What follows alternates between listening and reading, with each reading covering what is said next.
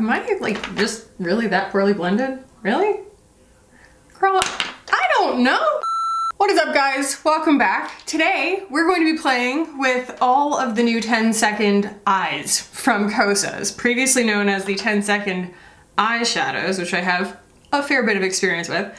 They just sent these to me in PR, so I have all 6 of them. They all have fiery type names, one of them actually being fiery, then Smolder, Blaze, Electric, Simmer, and Heat. They all seem to me to be in various iridescent nude shades. They're kind of all meant to be, I think, very skin tone native. And then you can play with how much contrast you really want, but the intention here being 10 seconds, supposed to be easy, and I think that anything that's close to your skin tone is going to be a little easier to work with. That's just the way color works.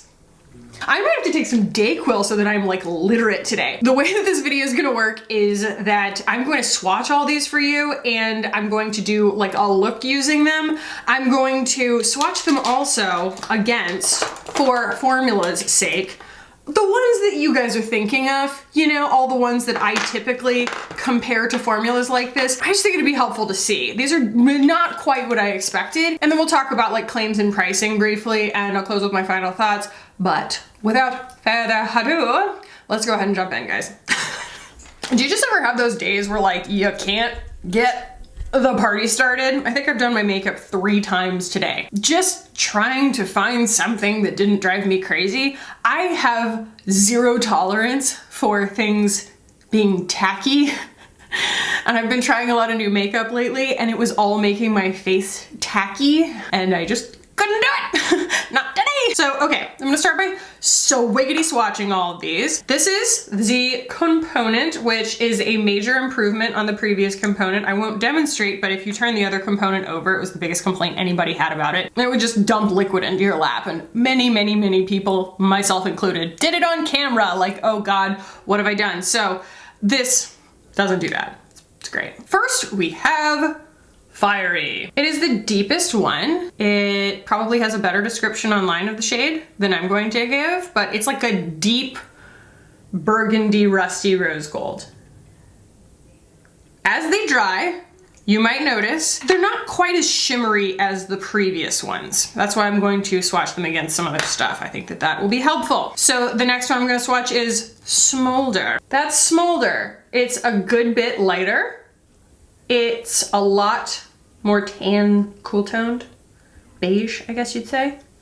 And there it is. I should really put them back here because it's like the same lighting that my face is gonna be in. Then we have Heat. Heat is like a pure rose gold, like it's pretty freaking pink.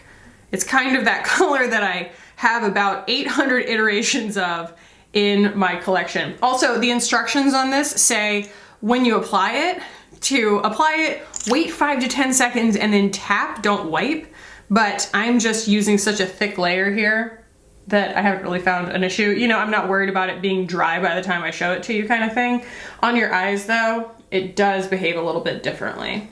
And that one's more sheer, it's just less saturated overall. So again, that was Heat. Next is Blaze. Blaze is a beautiful kind of bronzy brown, a little bit similar to Smolder. But again, we're kind of moving into a little bit lighter, sheerer territory. It's maybe got a little bit more of a neutral shift to it. And then what I'm gonna do is actually just swatch the 2 fairest shades like on the sides of my hands because I'm a disaster. Hey, yeah. Whew. My child thinks it's so funny when I sneeze. Also, we watched the episode of The Office where they say, "What's up?" And he started going, "Da!" every time they do it. What's up?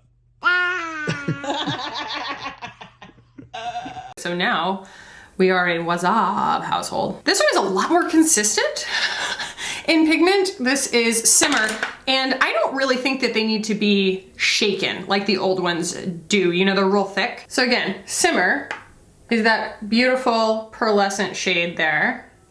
It's got a touch more gold than the other pearly shade. Just a little tiny bit like rose gold. Whereas the final one here, Electric, is, I mean, pretty much just a pure pearl Pearl. Again, I really feel like they went, and this is not meant to be in a bad way at all, they went very safe with these shades, which means that they're probably going to be in a lot of people's comfort zone. So that is Electric. Let me see if I can remember the names. So we had, I know that this one is Fiery. That was the deepest one. And then we had, let's get them in front of my face here. There we go. Smolder, Heat, Blaze. Very similar to the shade names of the Glossier bronzers and also some of the eyeshadows from Phytosurgeons. Simmer and Electric. So those are they. And the one that has completely dried down so far is Fiery. And you can see it loses a lot of its shimmer. The iridescence goes away a little bit with the dry down. Anyway, I'll show it to you guys on my eyeballs. But first, I want to show you something, which I found to be a little bit interesting. I was curious, right, whether it was going to be like the Lid Stars from Glossier in that they are absolutely budge-proof, waterproof, everything when they dry down. And I've also had questions from people comparing these, like wanting me to compare them to the new Thrive waterproof eyeshadows. And I'm like, I don't have them yet. I'm just kind of waiting for those to come. But to answer your question as best I can, that's just some water-based spray. They're completely water soluble. They had all dried down. They come off with water. That could be great news. That could be bad news. It's depending on what you're expecting and what you want out of an eyeshadow formula, but I just wanted you guys to know that like they're that easy to remove. They're gone. Let's go ahead and put these on my eyes and then we'll do the swatches against the other formulas because I have a feeling I'm gonna get in the weeds, as it were. So the one thing that I have kind of discovered using these off camera is that I might not be the ideal customer for them in the sense that I don't really love wearing things that are pretty much my skin tone on my eyes. I like contrast, I like building an illusion, I like playing with shadow and light, and for example, these being so similar to, you know, my complexion shade or what you would think of, like these look the most native to my skin here, probably this one, you know?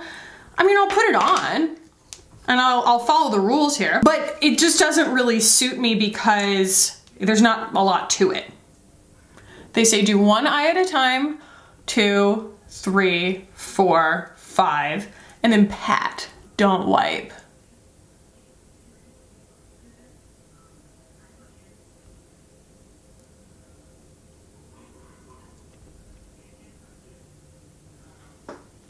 Do you see what I mean? It just kind of goes away. And I didn't really wipe. That was the whole point. I didn't wipe it off. I wanted it to stay. I want to get that reflection that it has. And I'm applying quite a bit. We'll wait 10 seconds on this one. 3, 4, 5, 6, 7, 8, 9, 10.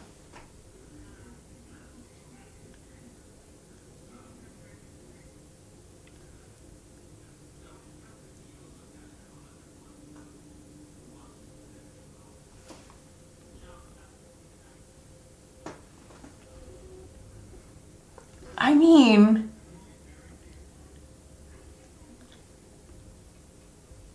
I really can't even make a judgment there because I don't see anything. Maybe my assessment is entirely incorrect that they are meant to be the most native to your skin tone because I've seen these lighter pearly shades on dark-skinned models on their website.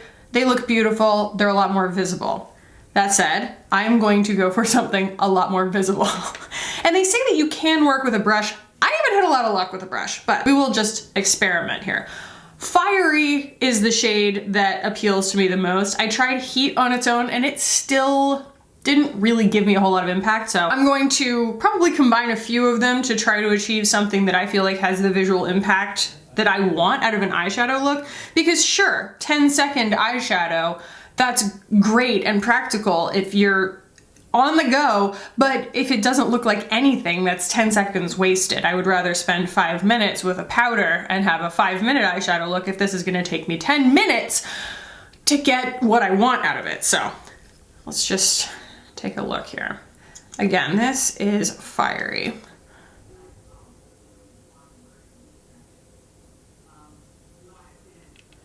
And I'm gonna apply quite a bit of it because once you start kind of tapping it out, I feel like it loses its luster pretty quickly.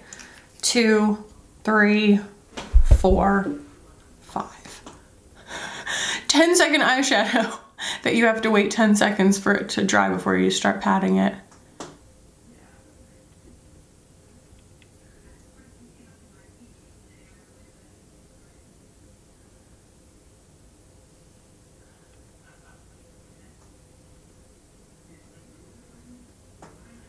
And guys, it's done. It's like, yeah, I could add water to it and I can tug on my eye and try and kind of blend the last little bit of wetness that's in there, but like you still get a line of demarcation there that's really tough to break up because they tell you not to swipe or wipe your finger, and so you're just tapping and it just, I mean, it just dries. So I don't have powder on my eyes or anything like that previous to this, and I did already do one layer of it. And I've tried this multiple times. This is not my first impression at all, but I'm gonna do that on the other eye as well. I'll try and work a little more quickly this time. The problem is you're kind of trying to split the difference between working before it dries and letting it dry enough that you actually get even pigment where you placed it. Because if you start working with it too soon, you will just wipe it away. See, so like, I ended up being able to make a shape I like better, but I ended up with a lot less impact. And I still have like kind of a frustrating line that is tough to blend. All right, so what we'll do is kind of split the difference here. I'll build this guy up a little bit more, let it dry, and see if I can just get a little more saturation right on the lid with that color. I love the color. And then I'll just do a little bit of that and try and feather the edges a little bit, make it look like the other eye. Try. Oh no. Oh no. It's just really, really trying to be patchy. Okay, I'm gonna do a little underneath here. Honestly, this makes me think so much more highly of the Lisa Eldridge formula because it starts to make me realize actually that there's a lot that can go wrong in a formula like this and that hers are extremely easy to use. I'm gonna go with a little bit of, oh my goodness. Okay, I'm gonna go with a little bit of heat, which is the rose gold, and just see if I can, I know they say don't wipe, but I'm gonna wipe. See if I can get at least like an even blend here with a lighter shade.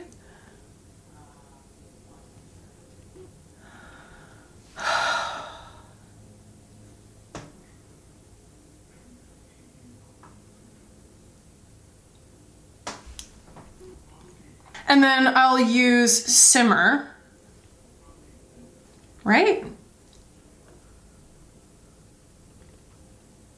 I think Simmer, because it's got pink in it.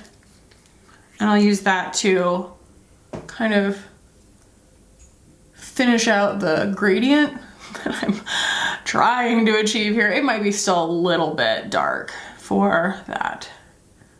I might have goofed. All right, I'll go with the fairest one on my inner corner so that I don't end up with a inner corner low light. Ah, that was my bad, 100%. Let's go with a brush for this. I have my little Rare Beauty brush that is like basically supposed to be a cream eyeshadow brush. The issue that I had with a brush on initial application was that it soaked up a lot of the product and the product doesn't really stay wet that long to begin with. And so you end up, I ended up with a lot more patchy of a look Do you see what I mean? Like you lose almost all of the moisture really, really quickly. And I feel like it leaves an even more mattified look.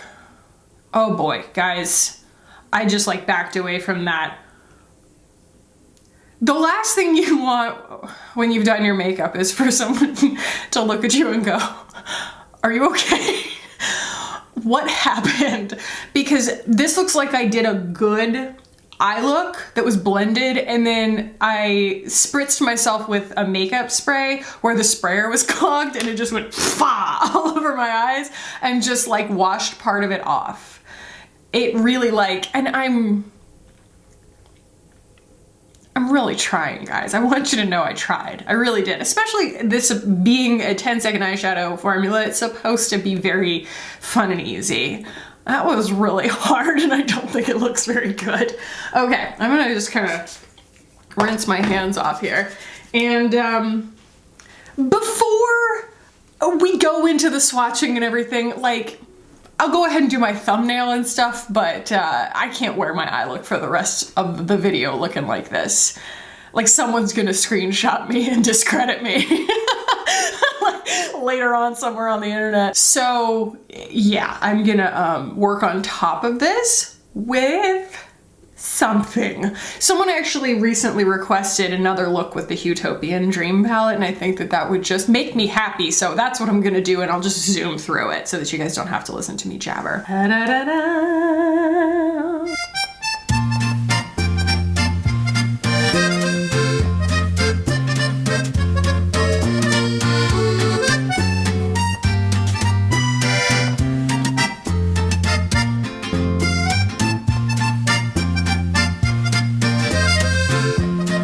Okay, sorry, a change of plans. It's just a muddy mess and the texture is really, really aggravating to try and put powder product on top of. So I'm actually gonna just try the Lisa Eldridge shadow on top of this. This is an Angelica. This is like the easiest shade in her collection for me to wear. Yeah, working on top of it kind of gives me the goosebumps a little bit because it's scratchy sounding. If there's not enough product on my brush, the brush goes on my skin. Not a big fan of that feeling. I don't love having shimmer right there in my crease, but it's better than what was there. I feel like I'm losing my mind, y'all. Ow, like my eyes feel really stiff and uncomfortable. Look how much just like drying out my eyelids. Look at that. Ugh. I just don't feel like there's any going back at this point, you know?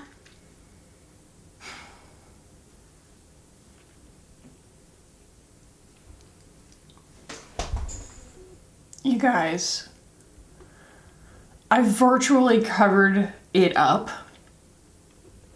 and I still just feel like it looks awful. It's just such a muddy mess and nothing really moved in an intuitive way on top of the 10-second eyes. It just didn't want to cooperate start to finish. It was out to sabotage me. Okay, I'm gonna swatch it against the other formulas that I pulled out. The first thing that I want to do here is probably try and find the most similar. Yeah, I would say that Smolder is the most similar to Globe, and I'm gonna do like smaller swatches this time. So there's Smolder, and then this is Globe.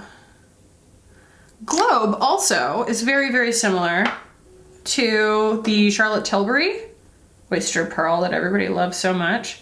So give those a chance to dry down. Give them, you know, their best shot at having their strongest pigmentation. I'm not going to like blur them out or anything. Charlotte Tilbury Oyster Pearl. A little more similar in finish because I feel like Oyster Pearl has a slightly more matte finish. It's not quite so like aggressively reflective. So I feel like the finishes between those two, the new 10-second eye and Charlotte Tilbury, the Eyes to Mesmerize, are more similar. And then the old 10-second eyeshadow, I have a feeling there are going to be a lot of devotees to the old 10-second eyeshadow formula that, you know, we're willing to put up with holding it upright all the time that are going to be kind of disappointed by this because the shimmer is just so much less. It's just, I think that that was one of the bigger surprises to me when I first put it on was I was like, huh, I was really expecting more glow and there's just not a lot of glow to them. So this is the Glossier Lid Starring Cub right here. And then this is Heat from the new 10-Second Eye. And you can see they're very, very similar shades. But like I said, this is like entirely water soluble. You can just like spritz and wipe it off, which is what I should have done. And the Glossier Lid Star, while it is not, it's just not as committed as in terms of the intensity of the pigment. Once it's on, it's on. Like, it's on. And you can work on top of it too. It's actually a pretty good primer. All right, next we have Angelica from Lisa Eldridge.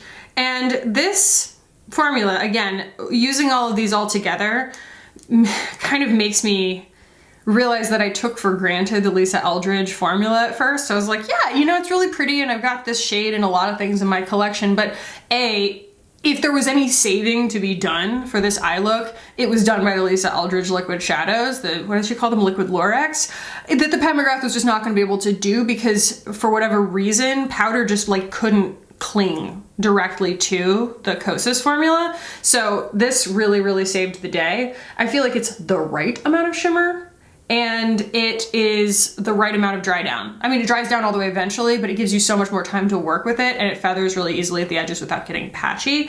And the consistency of the formula is so much more intense. Like you can just see as I spread it out on my skin, it stays so even looking. You know, it doesn't start to kind of patch off. Plus, if you're playing along at home, you can see it has about the same amount of shimmer as the old 10-Second Eyeshadow formula, whereas the new one just doesn't have that luster to it. And granted, you know, they might not have meant for it to. Like there are matte liquid eyeshadows, it's not unheard of. It's just a matter of like, you know, understanding what you're getting into before you spend your money. Okay, so next I have Amber Aura from Phytosurgence. This is such an entirely different formula because it's like a powder to cream or cream to powder. It's not even as nearly as wet as the Charlotte Tilbury. It's much more firm and it's a lot longer wearing. And the people who I've talked to who have said that even the Thrive Brilliant Eye Brighteners, which are the least creasing eyeshadow I had ever used prior to this, they said that their eyelids will still make that crease. They've said that Phytosurgence is the one that won't crease. So that's how firm this is and that's kind of the use case for it. I also think it's just a lot easier to use. It's much easier to achieve consistency of pigment when you can kind of continue working with it without it just stubbornly drying down at some point. Even the Charlotte Tilbury doesn't completely dry down. You guys, my child just carries things off. Like, I have a brush, this brush right here, took a journey all over every room of the house this weekend. I found it behind the couch cushions. It had Cheerios in it, like wet Cheerios. Like my brilliant child, he just walks around with it in his ear like this. Not this, thank goodness, but like he just loves putting it in his ear. I don't know. This is Temper in the Smoke Reflect from Ulrich, which is just, you know, always a very apt comparison here. It's, you know, very much like the Charlotte Tilbury or probably the Tom Ford that I've never tried. I probably should. Very, very beautiful. Very easy to work with. Stiffer, and not even very stiff, but stiffer on the skin than the Charlotte Tilbury. And again, just a lot easier to work with because it does kind of go a little bit more to a powder and doesn't want to crease quite as easily as the Charlotte Tilbury does. Charlotte Tilbury though is really, really good. Actually, both of these are for mature eyes, you know, because they spread really easily and they have a little more emollients to them. You don't want to like tug on your eyes.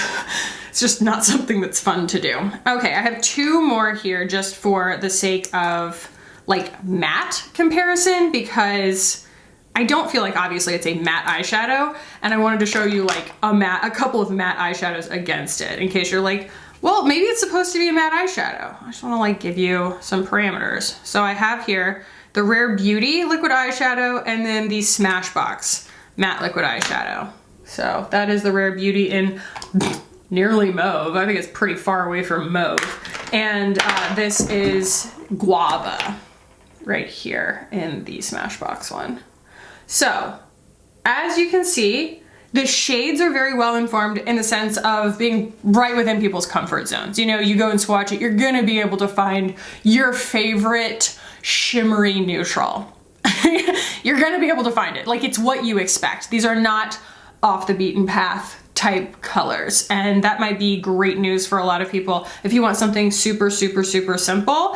But the finish is going to be less lustrous than the previous iteration of the 10-second eyeshadows because it's just a much thicker formula too. It's like it's a completely different formula. You know what I mean? It's like watery. The old one is like watery. This one's more of like a cream. Yeah, it has a similar level of iridescence to some of the more subtle creams in my collection. And then if you are still kind of looking for something that has that luster to it, you know, I would still go for the Lisa Eldridge. It's just really good.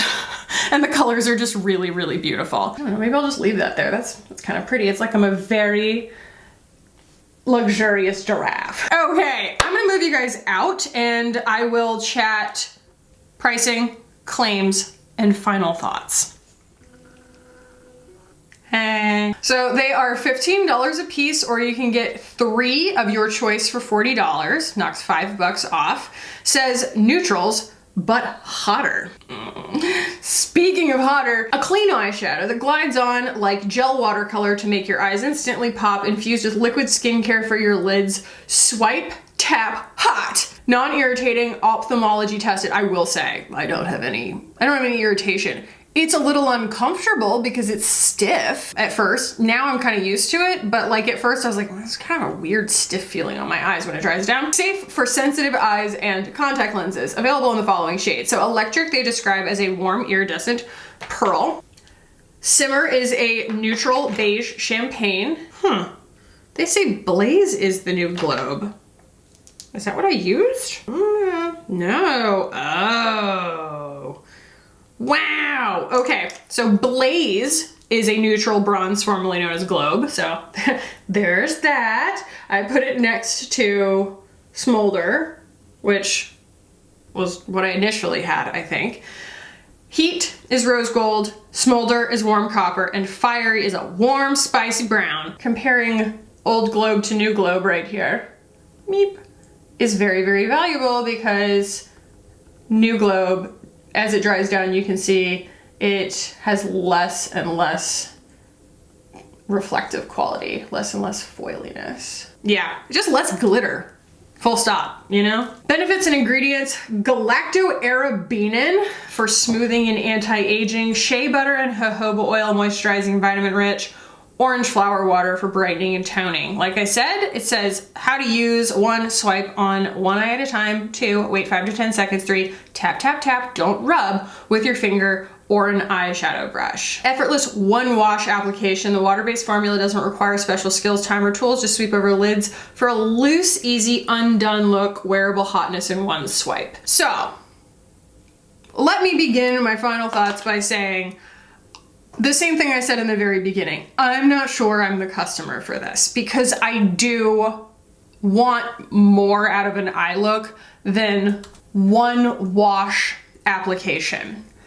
You guys saw when I tried to do a one wash application of the most native one to my eyes, it just didn't really show up at all. I like having fun with my eyeshadow, and I think that fun translates for me to just more impact, more shine, more outcome for my work, and I'm willing to put that work in for the outcome, as you guys saw me really working with this eye look. That said, I do feel like people who might have really liked the old formula could be disappointed by this formula because it behaves pretty differently.